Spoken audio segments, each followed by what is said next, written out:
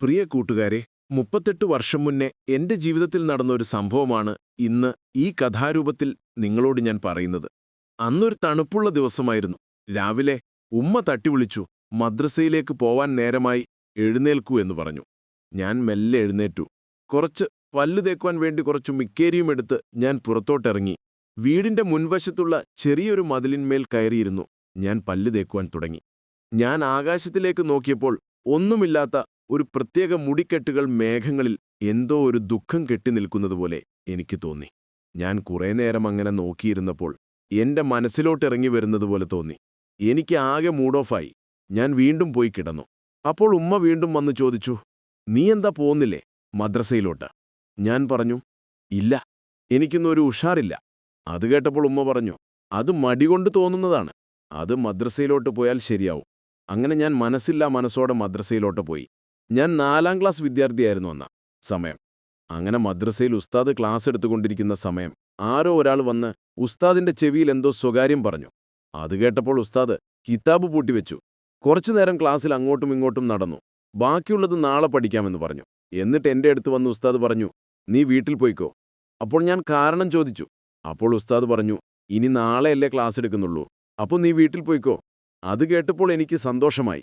ഞാൻ വേഗം ബുക്കെല്ലാം എടുത്ത് പുറത്തോട്ടിറങ്ങി. ഞാൻ മേലോട്ട് നോക്കിയപ്പോൾ ആ മേഘങ്ങൾ വീണ്ടും എന്നെ അസ്വസ്ഥതപ്പെടുത്തുവാൻ തുടങ്ങി. എന്നിൽ ഒരുപാട് ചിന്തകൾ വന്നു തുടങ്ങി.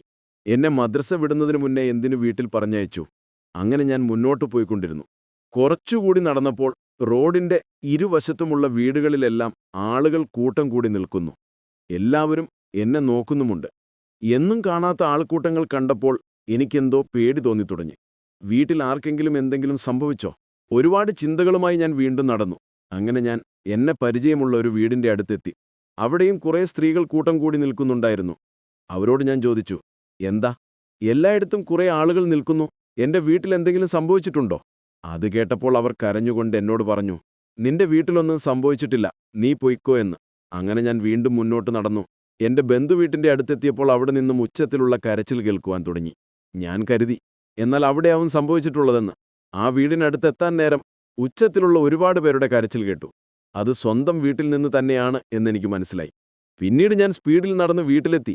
അപ്പോൾ വീട്ടിൽ കുറേ ആളുകൾ കൂടിയിരിക്കുന്നു. ഞാൻ ആളുകളുടെ ഇടയിൽ കൂടെ മെല്ലെ വീട്ടിനുള്ളിലോട്ട് കയറിക്കൊണ്ടിരിക്കുന്നു. അപ്പോൾ വീട്ടിനുള്ളിൽ എല്ലാവരും കരഞ്ഞുകൊണ്ടിരിക്കുന്നു. കയ്യിൽ കിതാബും തലയിൽ തൊപ്പിയുമായി എന്താ സംഭവിച്ചതെന്നറിയാതെ പകച്ചു നിൽക്കുകയായിരുന്നു ഞാൻ. അപ്പോൾ കരഞ്ഞു കലങ്ങിയ കണ്ണുകളും വിറയ്ക്കുന്ന കൈകളുമായി എന്നെ കെട്ടിപ്പിടിച്ചു. കുറച്ചുനേരം അങ്ങനെ നിന്നു. പിന്നീട് എന്നോട് മെല്ലെ ചെവിയിൽ പറഞ്ഞു, നിങ്ങളുടെ ഉപ്പ അബുദാബിയിൽ വെച്ച് മരണപ്പെട്ടിരിക്കുന്നു. പിന്നീടൊന്നും എന്റെ ഓർമ്മയിലില്ല. പിന്നെ എപ്പോഴോ ഞാൻ കണ്ണു തുറന്നപ്പോൾ ആരുടെയൊക്കെയോ മടിയിൽ ഞാൻ തലവെച്ച് കിടക്കുന്നു. എന്നെ ആരൊക്കെയോ വീശി തരുന്നുമുണ്ട്. ഞാൻ അവിടെ നിന്നും മെല്ലെ എണീറ്റ് പുറത്തോട്ടിറങ്ങി. അപ്പോഴേക്കും ആകാശത്തിലെ കാർമേഘങ്ങൾ മെല്ലെ മെല്ലെ മാഞ്ഞു തുടങ്ങിയിരുന്നു. കൂട്ടുകാരെ, ഇത് സംഭവിച്ചിട്ട് ഇന്നേക്ക് ഏകദേശം 38 വർഷം കഴിഞ്ഞു.